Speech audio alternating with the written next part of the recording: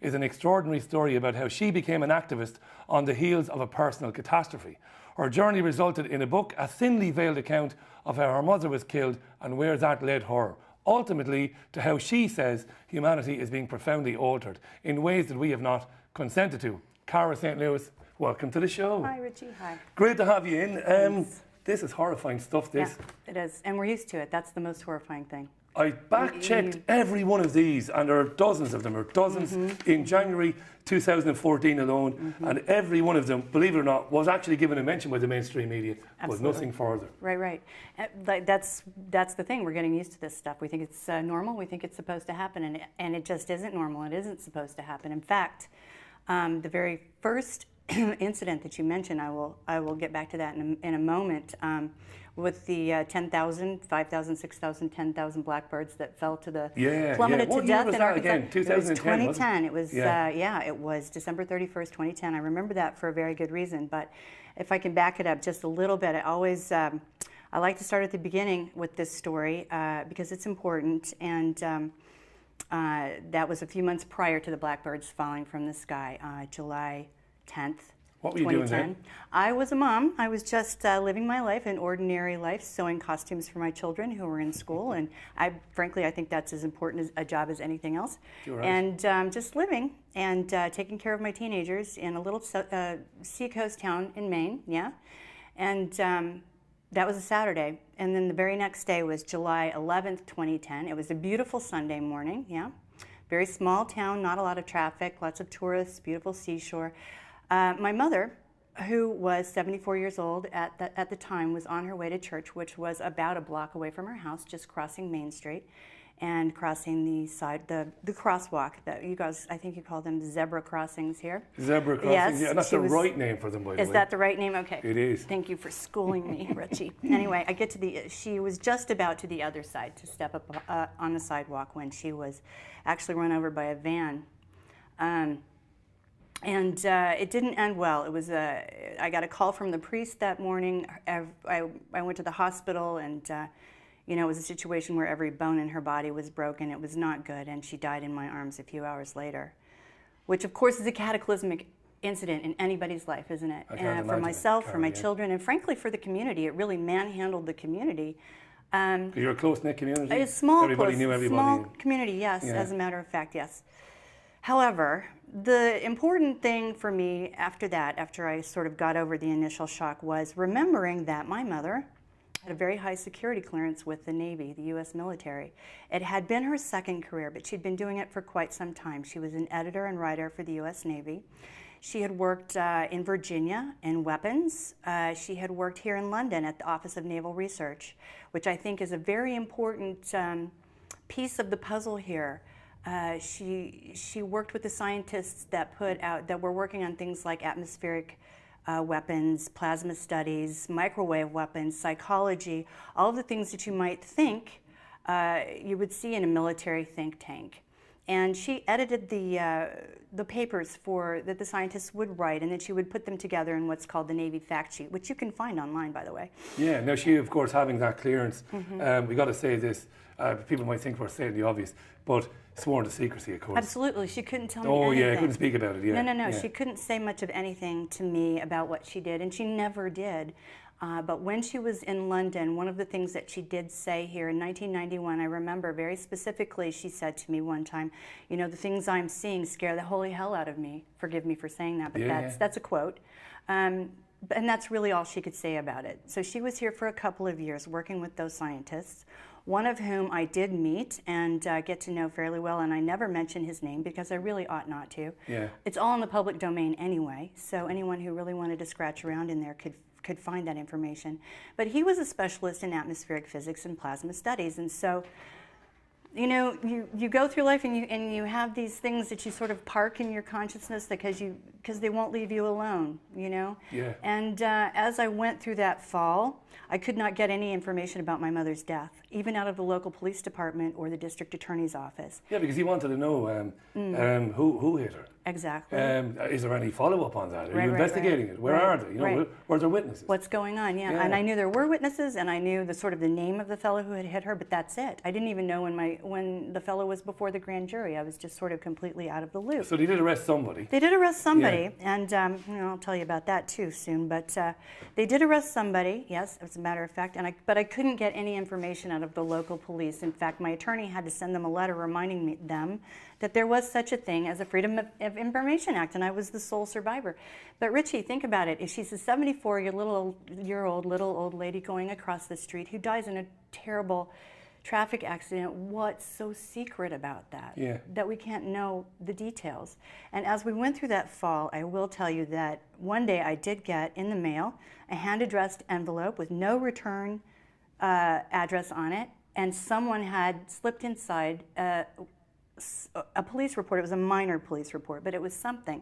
So I could see that someone was trying to get me some information, but was somehow unable to take credit for it was not an official envelope by any stretch of the imagination, okay? So as I went through the fall, we got to the incident, a couple of incidents really, and a lot of activists talk about these two things together, which I find amazing because they do go together. It's like a pair of aces we got dealt so we could deal with this. On December 31st of 2010, there was a fellow in the United States who was killed, who was called Jack Wheeler, John Wheeler III. I remember it. He was largely responsible for putting together the Vietnam War Memorial. He had been an advisor to 3 presidents. I mean, this was not an unknown fellow. And in retirement, he was working with Department of Defense contractors who were trying to get work with the U.S. government. So he was a busy guy and from all accounts, very hale and hearty and healthy. And they found him in a dumpster on December 31st. Yeah. And as to the best of my knowledge, that really hasn't been investigated even to this day. No, it hasn't been, no, they just let that go. The very next day, January 1st, 2011, is the incident that you have already mentioned. Thousands of blackbirds fell from the sky dead all at the same time. Well, that got everybody's attention, didn't it? Because that just doesn't happen. No. We know that just doesn't happen. No, it wasn't just the birds. There were also, in a nearby lake, there were thousands and thousands of fish turning up dead, washing up on shore and stuff like that at the same time. Yeah. Right, and that caught everybody's attention. And those two things go together. They certainly went together in my mind because I was already thinking about atmospheric physics, atmospheric weapons, things like that. And this feeling that I don't know why my mother was run over and killed in the street. That's just too random. I can't let go of that. So anyway, that really pushed me into starting to write the book. And frankly, I had known all along I was going to have to write about it because that's what I do. I'm a writer. And I thought, well, this is going to have to be written up. But now I've got these incidents. Someone's dead. Someone else is dead.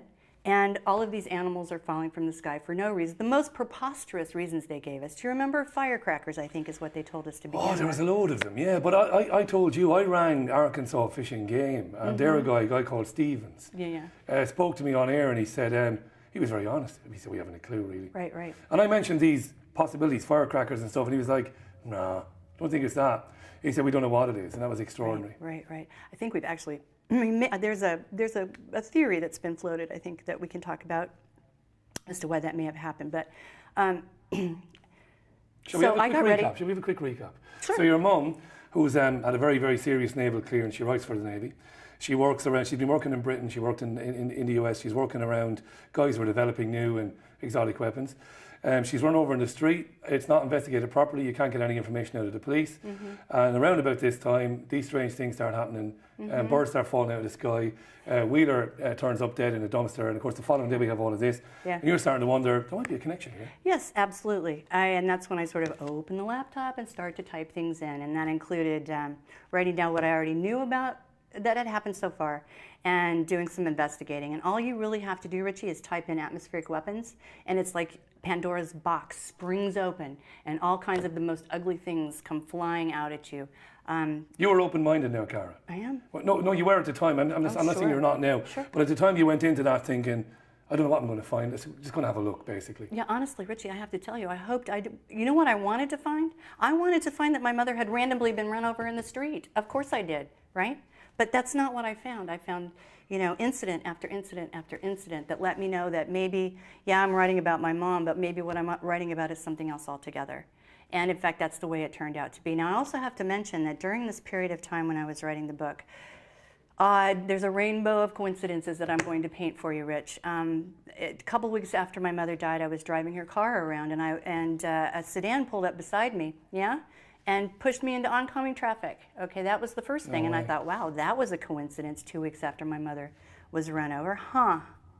And then as I went through, like I said, I couldn't get any information on her death. And then it wasn't too long after I started writing the book that my steering went out in my car. And luckily, well, I was driving, but luckily I was in a spot where, you know, hitting the brakes didn't kill me all by itself, you know what I mean? But you know, how many times in your life does your steering just go out? I mean, it doesn't happen to people, right? Yeah. So these were the kinds of... Did you report these things then? No. Because, you know, I would have said, you know, if I was your friend, I would have said, Cara, you got to report that to the police. You know, somebody's trying to knock you into oncoming traffic. Your steering is going out. Why didn't you report it to the police? Well, first of all, these were the police that I couldn't get any information out of to begin with. Okay, and I had you know, here I was walking this tightrope between not wanting to find out what I found out and finding out what I found out. And these things were happening to me, and it wasn't very clear to me how that was going to turn out for me either. And so for me, it felt like the safest thing to do was hold this sort of watchful waiting kind of, you know, what is it that I'm actually looking at here, okay? And that is why, because, you know, we get caught in the details sometimes, and we lose sight of the picture that we're actually supposed to be looking at. And what shocked you, Cara, when you started going through all of these exotic weapons that you were reading about? What did you find out? What did you discover, I should say? Well, the thing that I discovered that I was actually then able to marry with something I found out later on was that a lot of what's been tested in our atmosphere are microwave weapons, yeah? And I think I remember reading, I'm sure I remember reading not too long after those birds died, that there was an autopsy. And while there weren't any lacerations or cuts in their skin or anything like that, all of their internal organs had burst and bled, and they had bled to death, essentially. You know, microwaves, these beams, these frequencies from microwaves stimulate your cells, and they can actually make your cells burst. So, I mean, these are the things that I thought I was looking at, that maybe I was looking at a microwave weapon. And frankly, at that point, I was able to say, okay, here's my mom, who actually was in a state of maybe not even being able to remember her own social security number at that point in her life, although she was pretty healthy for her age. Maybe she saw something that when they started rolling this stuff out, as they, in my opinion, clearly did on January 1st, 2011, maybe she was going to recognize something that she saw. And she's a civilian working for the military. My information is, and this is, I can't, you know, show you a book where this is written down, Richie, but having asked around to people that really ought to know, it's not that unusual for civilians to be in harm's way when they have high security clearances. Okay, these are details maybe that need to... Were there others, Cara, when you were doing your investigations, did you come across other civilians who had been working in those areas who had died, maybe younger than expected or in other circumstances? Just John Wheeler, really. Just Wheeler? Yeah, just Wheeler, because things happened very quickly for me at that point, because like I said, once you open that box, all kinds of things start flying out. And pretty soon I was into not just chemical weapons, or not just atmospheric weapons, but we're looking at chemical weapons, biological weapons. And that leads straight to something that we colloquially call chemtrails, which has been given the snappy name of geoengineering. And it's a nice, clean, neutral, you know, non-emotional title that we've given it now. I haven't given it. But they call it geoengineering. And in fact, we know it as chemtrails. And so that's where I sort of left off from my mom, in a way, and moved on with the story. And I have to say that at that point, I really did need to wonder, I really did wonder what the book was going to need to be. What did I want this book to be? Because I'm not the kind of person who writes things just so I can roll around in my own stuff. Okay, for me, that's really counterproductive. Okay, you can keep a diary if you want to do stuff like that, yeah? But I had a sense that this book needed to be something, because I was coming up against some scary stuff, and I have children, yeah? And the world was becoming a place I didn't want my children to inherit, and really a place I didn't want my children to inherit. I'm not talking about pollution and cleaning up the medians on the highways and things like that. I'm talking about a world where they're swimming around in a plasma that will kill them before their time, years and years and years before their time. Okay, so what did I want this book to be, because I knew I was writing it? Well, what I ended up with, since I don't do hand-wringing when it comes to storytelling, is I was able to not only tell my story and my mother's story, which I think is really important, because it's the story of an average person who can tolerate this information and do something with it as we go forward. And that's really important, because I think, Richie, about 10% of the population can encounter this story or any other story like this in data form. And thank God the data is there, because people have given decades of their life to accumulate that data.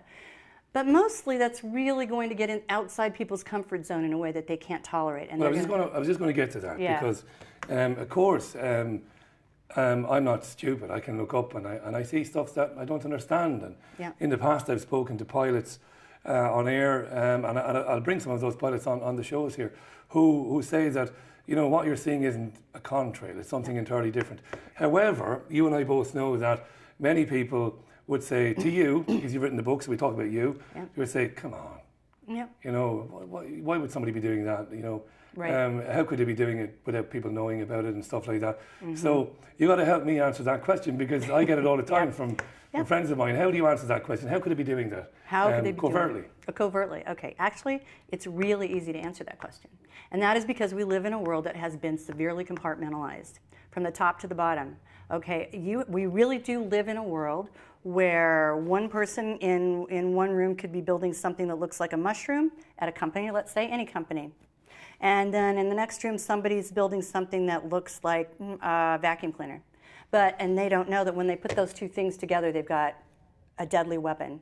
Do you know what I'm saying? They never know. They never know what they're doing. We talk about the Manhattan Project, don't we? We talk about the Manhattan Project. How a secret that was kept, despite the fact that probably, I mean, you'll know better than me, but tens of thousands of people quite possibly worked on it, and yet people didn't know what was happening. People didn't know what was happening, number one.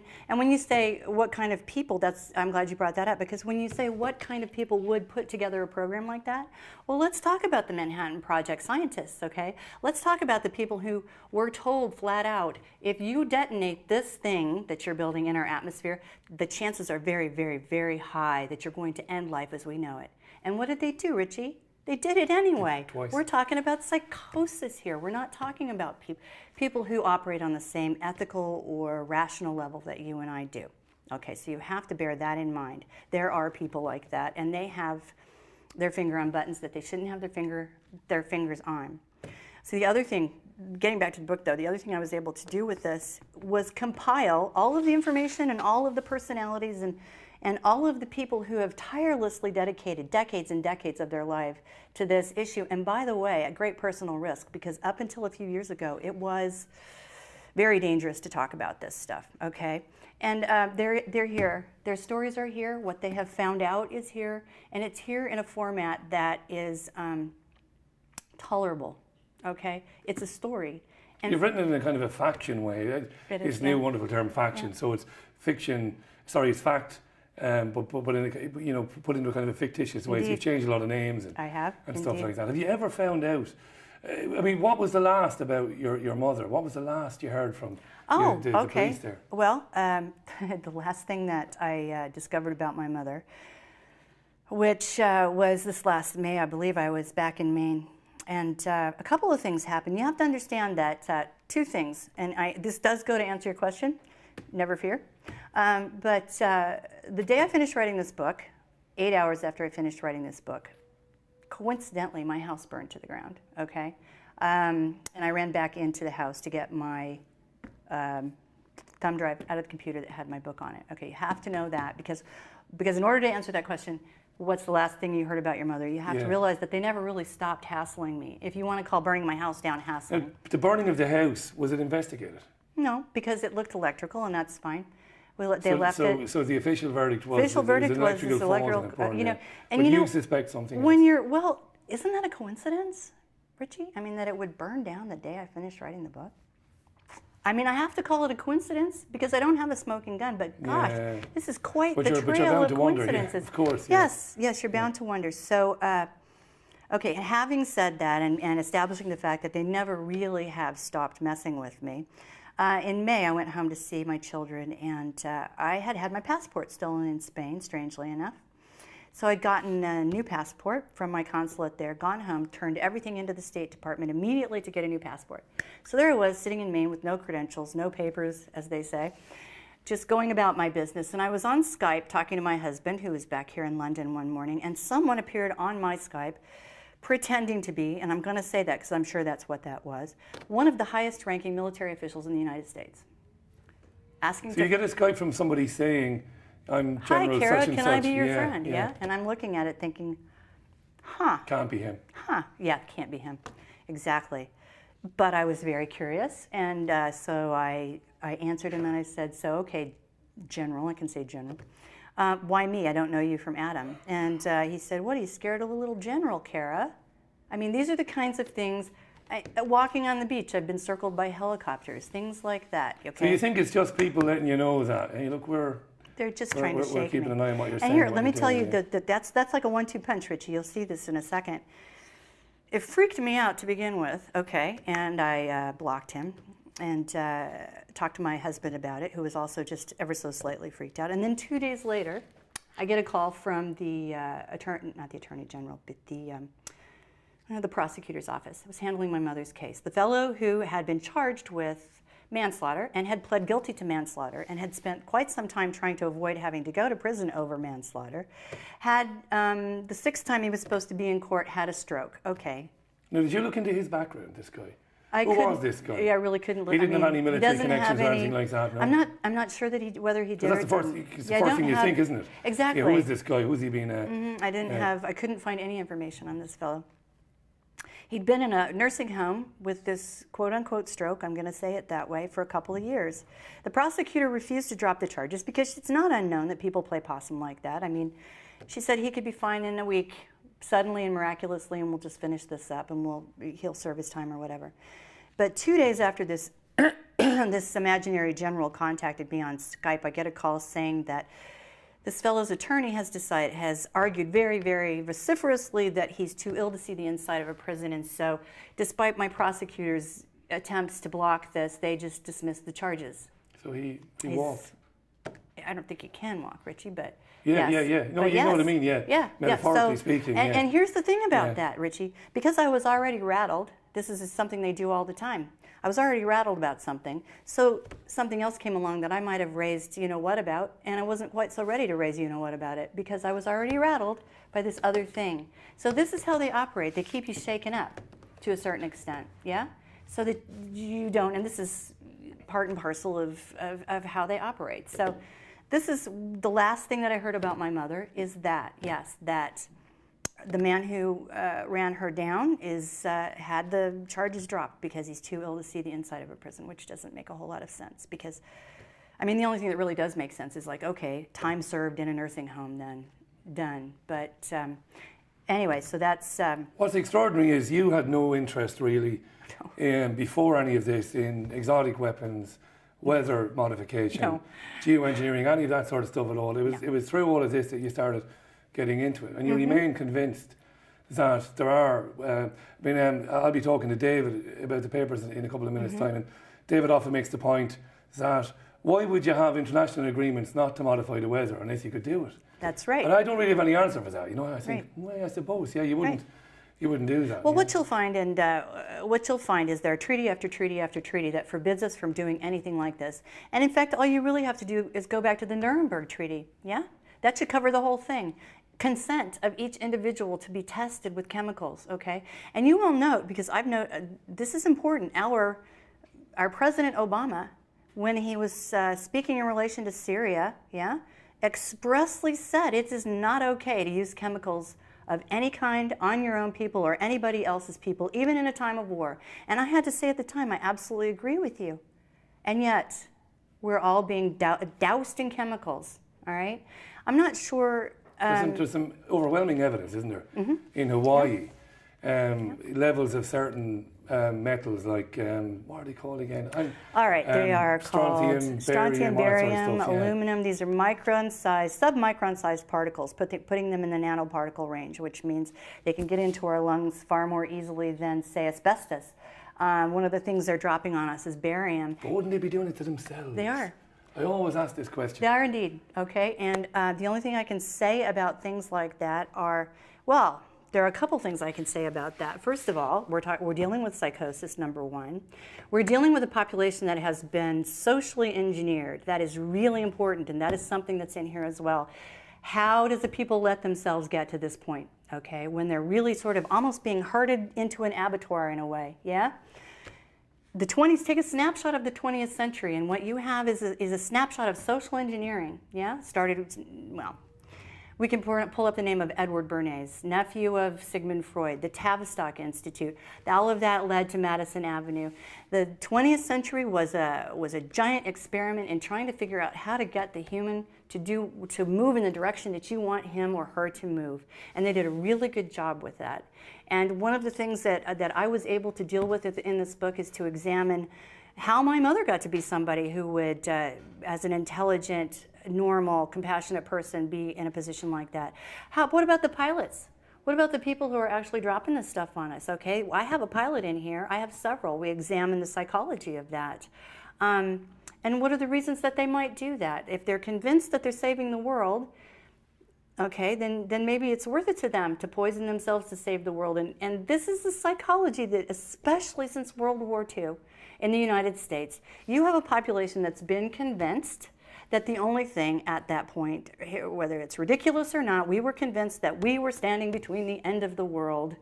You know, the only thing that was standing between the end of the world was the American military, yeah? I mean, the newsreels. My mom was 9 years old going to watch the newsreels. You know, these people come from broken homes. They're looking for, and this is really important to talk about, they are looking for people to parent them in a way. And the military does a really good job of providing that kind of authoritarian impulse to people who have lost they fill the vacuum. They fill the vacuum, and, Yeah. and they've done a really good job of taking away the things that hold us as humans in that way, and the family, getting the moms out of the home. And the other place where we get that in the United States, and boy do we get that in spades, is in the schools, okay? Those schools, especially in my country, where we have a very short history, Richie. It's 200 years old, plus or minus, yeah? Plus or minus, it's plus. It's plus, It's yeah. plus, It's I know plus, that.